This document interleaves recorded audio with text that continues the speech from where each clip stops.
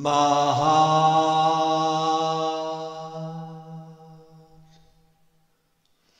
Satguru Chitananda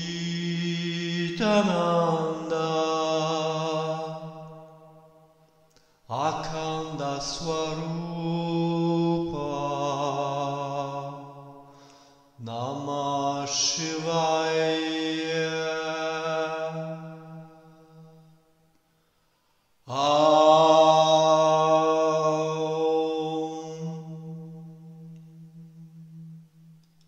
Namasté. Aujourd'hui, je vous propose un satsang vivant à partir d'un poème composé le 15 février 2024 dans une inspiration directe puisée dans la reconnaissance tantrique du Trika. Ce poème s'intitule « Ne cherche pas le tantra ». Il ne s'agit pas en fait d'un texte poétique au sens ordinaire, mais d'un tracé vibrant de reconnaissance, d'un fil intérieur qui guide depuis la quête jusqu'à la dissolution dans le non-être. Avant de commenter ce poème, strophe par strophe, je vous invite à l'écouter en entier, comme un seul élan, une seule offrande.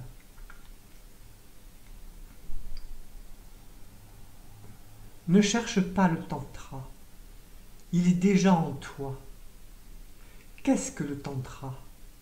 Il est à la fois rien et tout.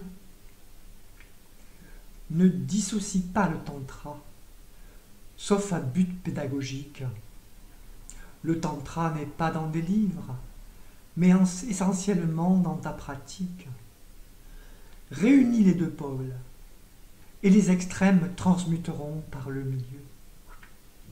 Trouve la brèche entre deux, et l'unité tu rétabliras.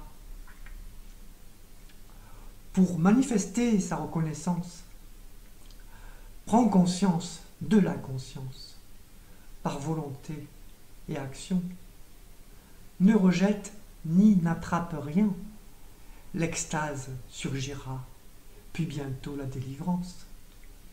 Jouis de cette vie comme un jeu, une danse, sans jamais perdre de vue ton essence. Car on retourne à Shiva par Shakti, et le corps est ton temple, ton seul outil. Rien n'est pur, ni impur, mais reflet impermanent. Ne crois pas, méfie-toi des formes et des images. Expérimente directement, encore et toujours, jusqu'à que l'illusion même de l'effort soit actée. Laisse-toi absorber dans le non-être, ce moteur de toute possibilité, et ressors libre et souverain. Alors, reprenons le poème phrase par phrase pour analyse. Ne cherche pas le tantra. Il est déjà en toi. Ne cherche pas, donc ce n'est pas un objet à acquérir, ni un chemin à gravir, car le tantra est déjà là.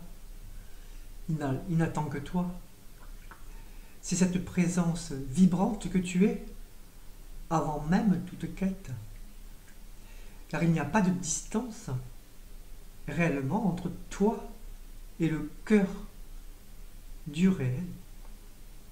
Le tantra, c'est la reconnaissance directe, pratyabhijna, de cette évidence. Je suis cela. Tu n'as pas à le chercher, tu dois seulement cesser de t'en détourner. Deuxième strophe. Qu'est-ce que le tantra? Il est à la fois rien et tout. Alors, tu demandes ce qu'est le tantra. Il n'est pas une chose, il n'a pas de forme, il ne peut être saisi, et pourtant, il est tout ce qui est. Il est le vide vibrant de la conscience, Shunya, et la totalité rayonnante du monde, Purnata. C'est la danse de Shiva Shakti, silence et jaillissement. il n'y a pas de définition du tantra. Il est la vie vue depuis le cœur éveillé. Troisième verset. Ne dissocie pas le tantra, sauf à but pédagogique. Alors, c'est-à-dire, ne pas fragmenter ce qui est un. Ne divise pas ce qui est plénitude. Oui, dans l'enseignement, on parle de voix, Anavopaya, Shaktopaya, Shambhavopaya. Mais dans ces voix, sont des langages, pas des réalités séparées, des étapes souvent nécessaires, des outils pour le chercheur qui est encore dans la dualité. Mais le tantra est un tout vivant, une seule vibration. N'en fais donc pas une méthode, une technique ou un système figé. Laisse-le toujours être entier. Alors, quatrième strophe. Le tantra n'est pas dans des livres, mais essentiellement dans ta pratique. Alors, certes, les textes sont précieux. On le voit dans les satsangs, et les shastras et agamas, guident. Mais le tantra ne se révèle que dans ton souffle, finalement, dans ton corps, dans ton vécu. Svanubhava, l'expérience directe, est la seule autorité. Tu peux lire 1000 traités sans jamais le toucher, si tu es encore dans le mental et dans l'intellect, et dans la philosophie, ou l'universitarisme. Et tu peux le rencontrer dans un seul regard, une seule offrande. Pratique, respire, contemple. Et c'est là que le tantra prend feu.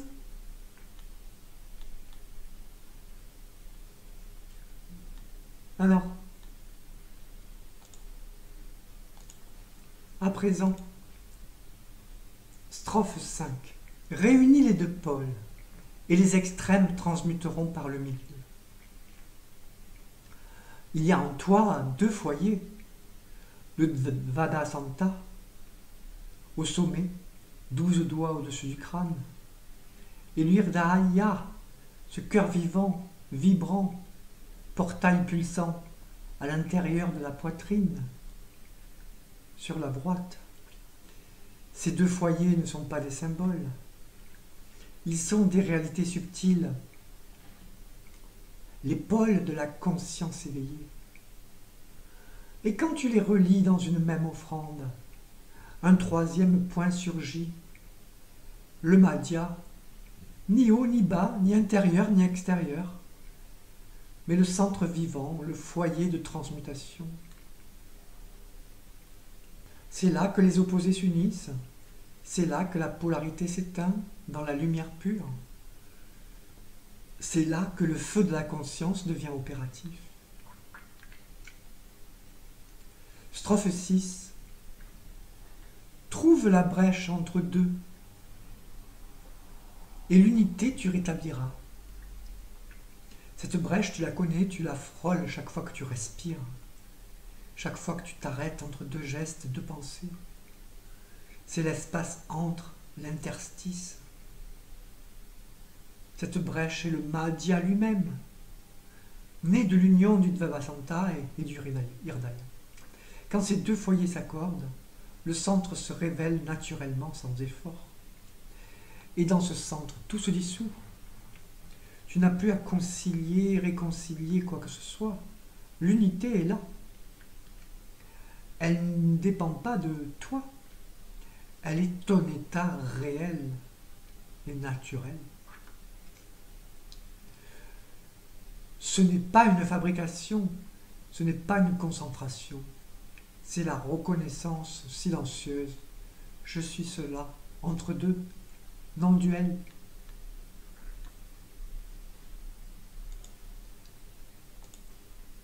Strophe 7. Pour manifester sa reconnaissance, prends conscience de la conscience, par volonté et action. Alors, la reconnaissance, Pratyabhijna, n'est pas une abstraction. Elle peut s'enflammer dans ton quotidien. Prends conscience et pas de quelque chose.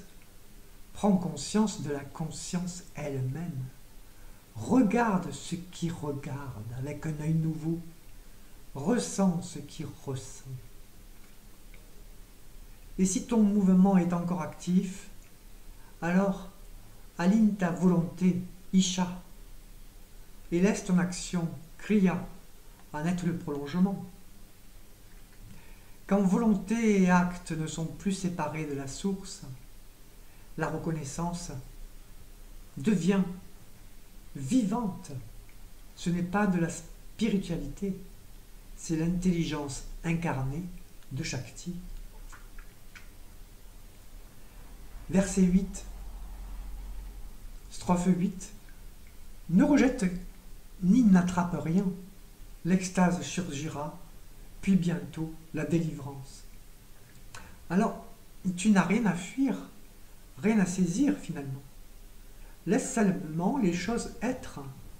C'est difficile de faire simple. Je sais. Laisse-les passer. Ne retiens pas. Ne lutte pas. Lâche prise. Ce non-agir, ce non-saisir, ce non-rejet aussi. C'est Upekshka. Upeksha, l'attitude la plus noble de la conscience éveillée. Et dans ce relâchement vibrant, l'extase surgit, pas une excitation, mais une onde de joie intense, immense, sans cause, ananda pur. Puis la délivrance arrive, non pas la fin d'une prison, mais la dissolution même du besoin d'être délivré. Tu n'es plus en attente, tu es libre désormais. Strophe 9. Jouis de cette vie comme un jeu, une danse, sans jamais perdre de vue ton essence. Alors le monde n'est pas ton ennemi, il n'a pas à être fui. Il est lila, le jeu de Shiva.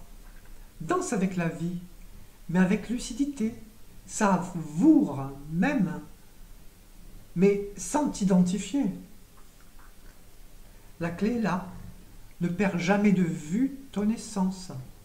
Reste stabilisé dans le hirdaya, même au cœur du tumulte. C'est cela la véritable liberté tantrique. Être dans le monde, mais sans s'y perdre.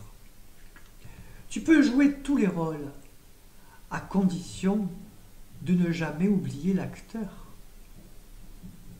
ni le réalisateur. Et cet acteur, c'est toi, conscience libre, silencieuse, vibrante.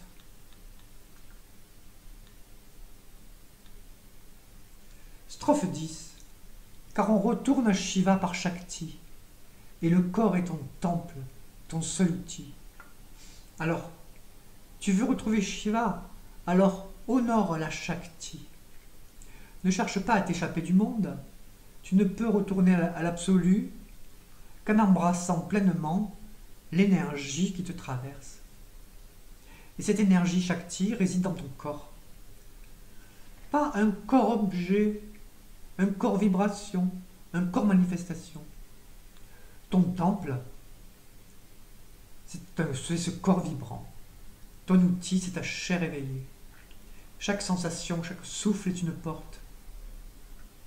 Le tantra ne se pratique pas en dehors de ton incarnation. Il s'enracine depuis le corps pour rayonner vers l'infini. Strophe 11 à présent. Rien n'est pur ni impur, mais reflet impermanent. Alors pur, impur, ce sont des mots de l'ignorance, du mental et de la dualité. La conscience ne connaît pas ces catégories. Tout ce que tu vis est un reflet, un jeu de lumière du soi. Une onde sur l'océan. Et ce reflet est impermanent, il passe. Tu n'as pas à le juger, ni même à le purifier finalement. Tu dois seulement le reconnaître pour ce qu'il est. apparition en toi, conscience libre. Le trika ne moralise pas, il transfigure. Il voit Shiva dans l'éclat du pur, comme dans l'ombre de l'impur.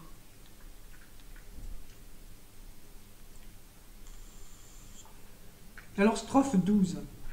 Ne crois pas, méfie-toi des formes et des images. Alors, ce n'est pas ce que tu crois qui te libère, c'est ce que tu reconnais dans le silence vibrant et vivant.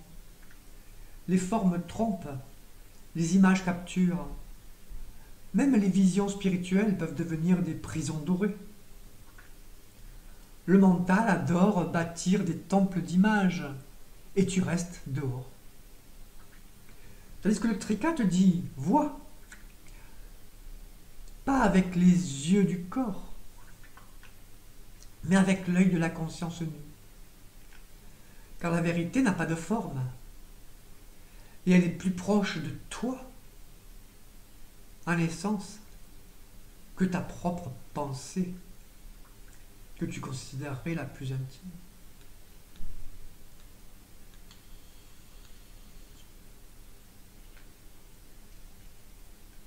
Strophe 13. Expérimente directement, encore et toujours, jusqu'à ce que l'illusion même de l'effort soit actée. Alors, le tantra ne demande pas de croire, mais d'éprouver. Il n'attend pas de toi des dogmes, mais des brûlures vraies. Expérimente, vibre, écoute, sois là pleinement dans chaque instant. Mais ne fais pas de cette expérience une lutte. Fais-en une offrande. Et un jour, peut-être en silence, peut-être au milieu du tumulte même, tu verras que même l'effort était illusion, car tu es déjà cela. Tu n'avais jamais quitté le réel, en fait.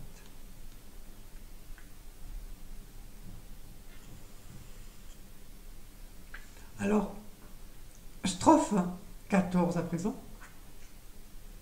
Laisse-toi absorber dans le non-être, ce moteur de toute possibilité, et ressors libre et souverain. Alors plonge dans le vide, mais ce n'est pas un vide néant, un vide mort, stérile, angoissant, mais c'est un vide vivant et vibrant au contraire. C'est ce silence qui contient tout en potentialité.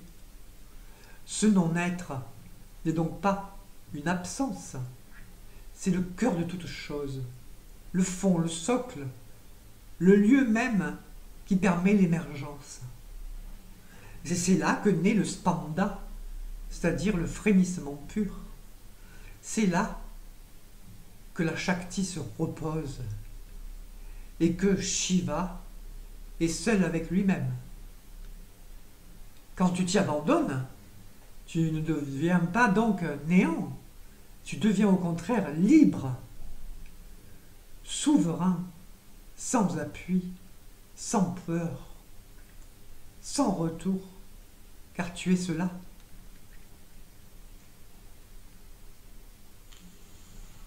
Alors comme tu l'as vu, ce poème n'est pas un simple texte artistique, c'est en fait une carte de reconnaissance codée. Chaque strophe est un pas, un fil d'or, ou plutôt un effacement. Il ne te mène nulle part, car tu es déjà au centre. Il te révèle seulement. Tu n'as rien à chercher, rien à purifier, rien à atteindre, seulement à reconnaître, à embrasser, à incarner. C'est cela le trika, l'art de ne pas fuir, l'art de tout accueillir, et l'art de redevenir Shiva en pleine lumière. Namasté, merci de ta présence. Kaila